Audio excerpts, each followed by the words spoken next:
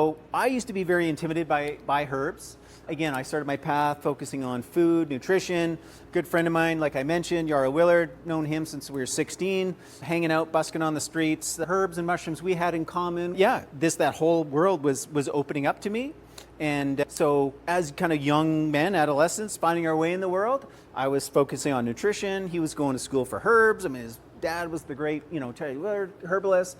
And I'd kind of put the blinders on. I'll be a nutritionist and he'll be a herbalist, because really, let's be honest, that was a whole other direction, a whole other degree, and I felt I didn't have the time or focus or interest. Even though I was interested, I wanted to get into it. I was like, well, I just got to leave that to Yarrow because that's its own specialty.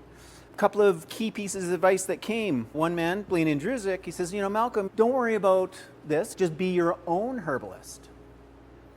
And he says, what do you think we call ourselves as herbalists? What does a medical doctor call themselves? A practitioner. What do they open? A practice.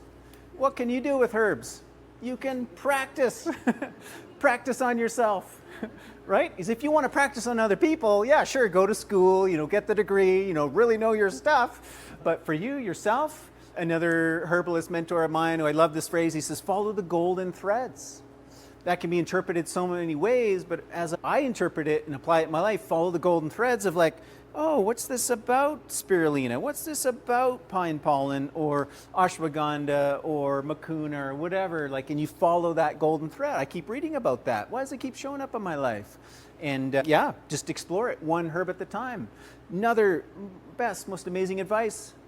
Dave Wolf, he's like, Malcolm, he's like, you don't need, if you're interested in Chinese medicine, he's like, you don't need the inferior herbs. You don't need herb number 567.